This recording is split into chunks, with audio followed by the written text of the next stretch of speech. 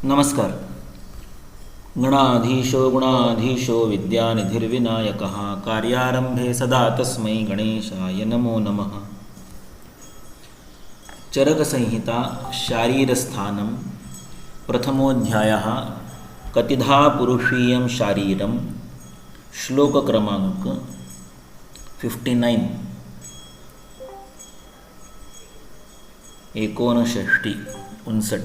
59 अनादिक पुरुषो नित्यो विपरीतस्तु हेतुजः सद अकारणवन्नित्यं दृष्टम हेतुजमन्यथा। तो पुरुष यानी आत्मा, यहाँ पर जब सामान्य रूप से पुरुष शब्द का उल्लेख होता है तो वो षड्धातुक पुरुष या चतुर्विंशतिक पुरुष इस प्रकार के चैतन्यमय देह को संबोधित नहीं करता है। सामान्य रूप से जब पुरुष शब्द का यहाँ पर प्रयोग होता है तो उसका अर्थ चेतनाधातुरप्येक पुरुष स्मृतः इस रूप में आत्मा को संबोधित करता है। अभी उस आत्मा नामक चैतन्यमय तत्व का ये सारा वर्णन है।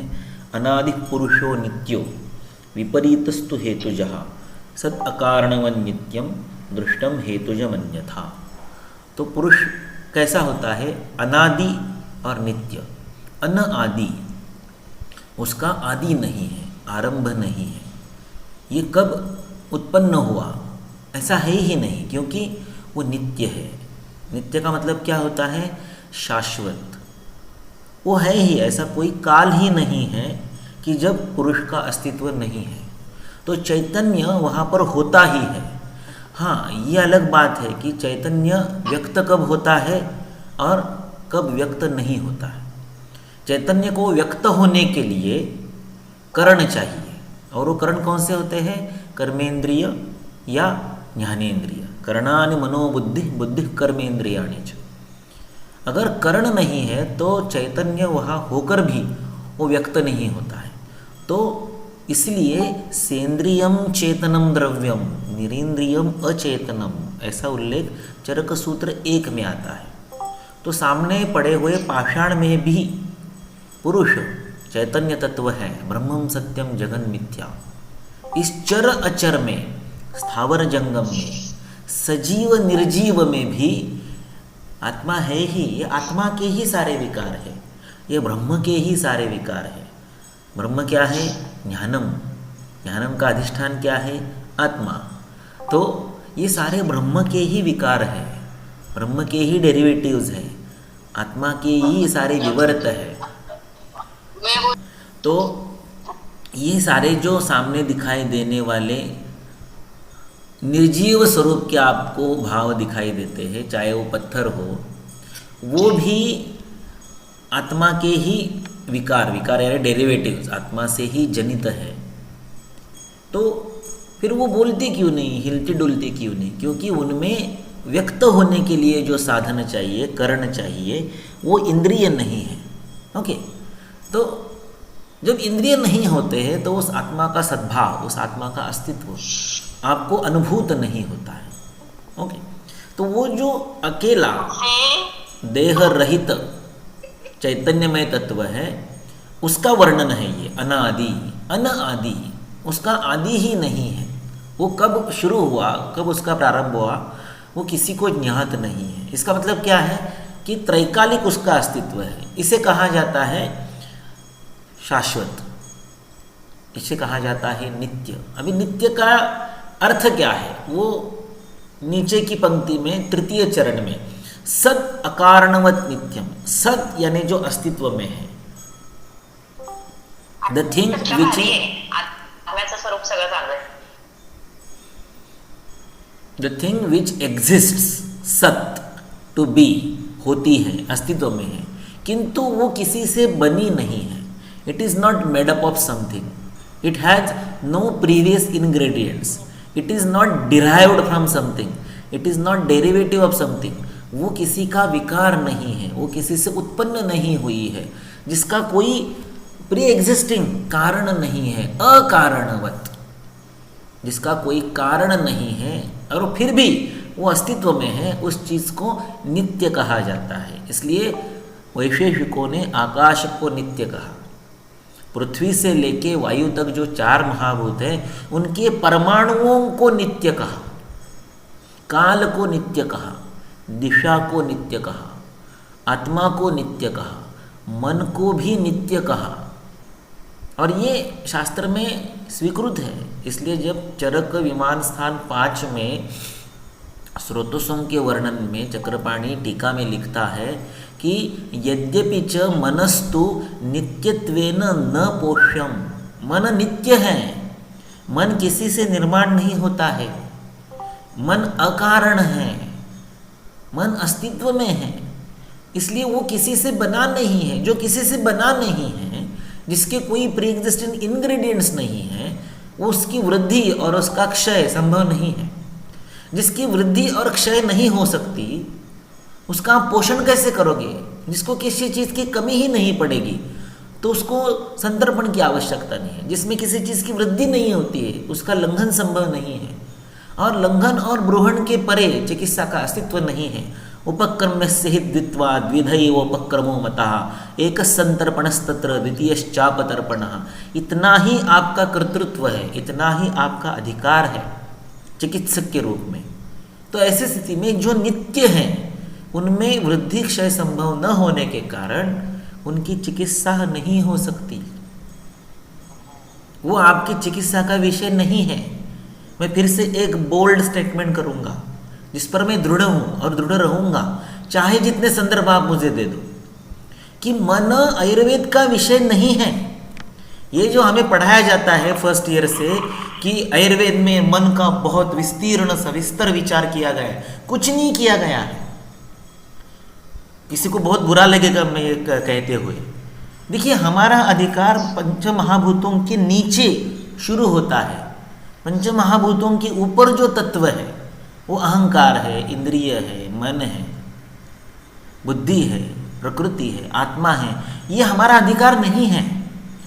हम चिकित्सकों का अधिकार पंचमहाभूत जन्य देह के ही सीमित है।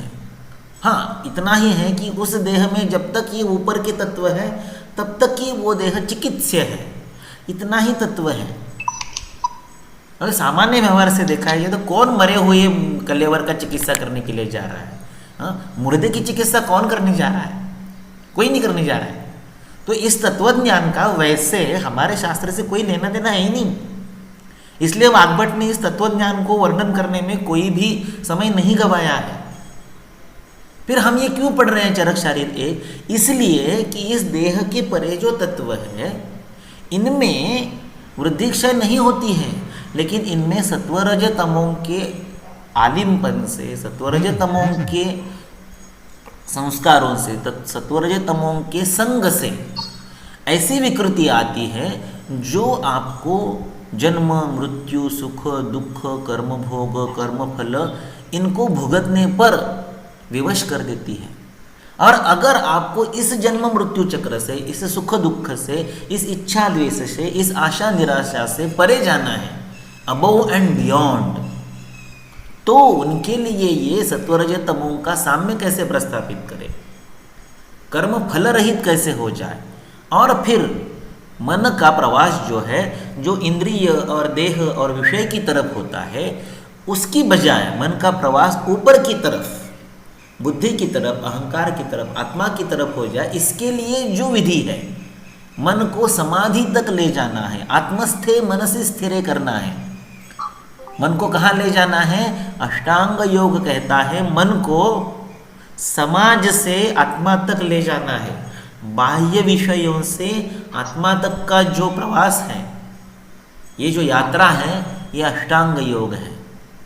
देखिए, मैं 1 मिनट में उसको प्रस्तुत करने का प्रयास करता हूँ कि अष्टांग योग है यम, नियम, आसन, प्राणायाम, प्रत्याहार, धारणा, ध्यान, समाधि या ध्यान धारणा समाधि। तो सबसे प्रथम क्या है कि समाज से मन को छुड़ाओ। शरीर के बाहर जितने विषय है समाज में, उनसे मन को छुड़ाओ, उन विषयों से उसका निरोध करके उसको लेके आओ। बहिर्मुखता बंद करो उसकी, ये पहला उद्देश्य है यम का। अहिंसा, सत्य, अस्तेय, ब्रह्मचर्य, असंग्रह, अपरिग्रह, ये अगर आचरण में लाएंगे तो आप समाज से आपका जो दूषण होता है, सामाजिक संपर्क से जो आपका दूषण होता है, इससे आप बच पाओगे। आप अब कहाँ तक आ गए? अपने तक आ गए। ये संन्यास आश्रम है, ये आश्रम है, ये परित्याग है कि आप समाज से खुद को छुड़ा के लेके आए, अब शरीर तक आ गए, खुद तक आ गए, स्वयं से भी खुद को मुक्त करवाना है। इसलिए नियम आते हैं जिसमें शौच, ईश्वर प्रणिधान, ये बातें आती हैं।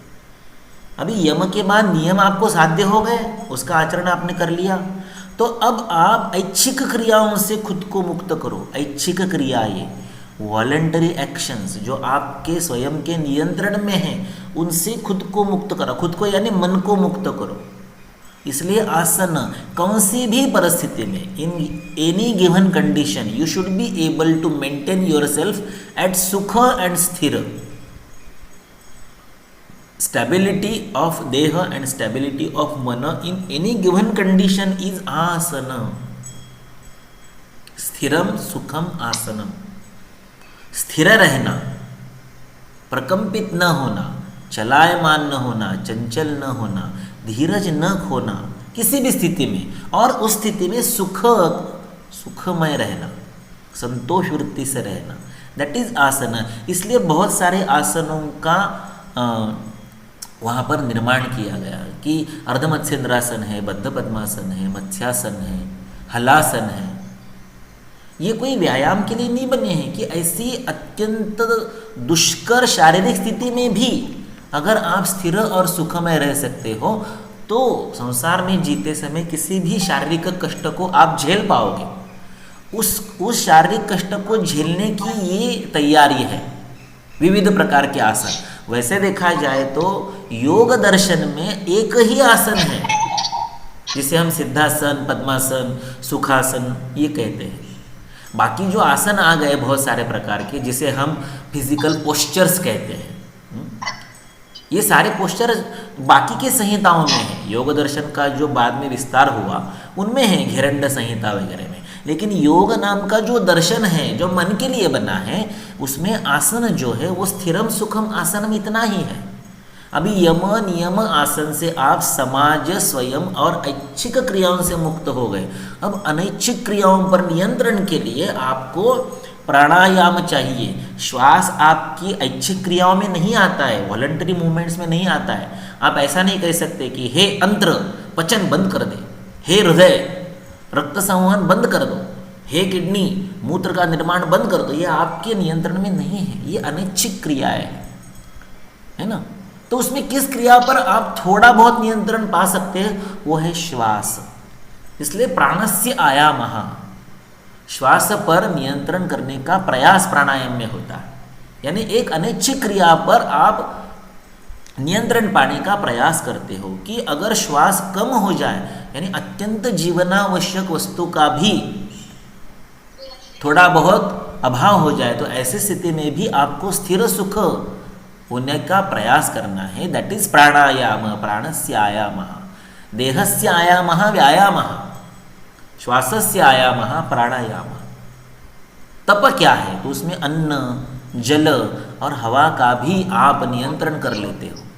तो ये हो गया शारीरिक स्तर पर यम नियम आसन प्राणायाम, समाज, देह, ऐच्छिक क्रियाएं और अनैच्छिक क्रियाएं, यहाँ तक आप नियंत्रण पा गए। अभी इसके ऊपर अमूर्त। अमूर्त क्या है? स्वयं मन। तो पहले वो इधर उधर भटक रहा है, तो उसको क्या करो? प्रति आहर, जिस तरफ जा रहा है उसकी ठीक विपरीत दिशा में से उसको खींच कर लेके आओ। प्रति आहर, reverse it from where it is going. असंशयम महाबाहो मनो दुर्निग्रहम चलम, ये साक्षात भगवान श्री कृष्ण ने कहा है कि मन बहुत दुर्निग्रह और चल है। ऐसे दुर्निग्रह और चल मन को प्रति आहर, हर समय उसको विरुद्ध दिशा में लेके आना है। यानी वो बाहर जा रहा है तो उसको लेके आना है, दैट इज प्रति आहर। तो बार बार प्रति आहर करते रहोगे तो कभी न कभी ध्यान वहां पर आप आ पाओगे। तो मन गया है उसको लेके आ गए, मन गया है उसको लेके आ गए, प्रति आहर है। अभी कुछ देर बैठ रहा है, वो है ध्यान।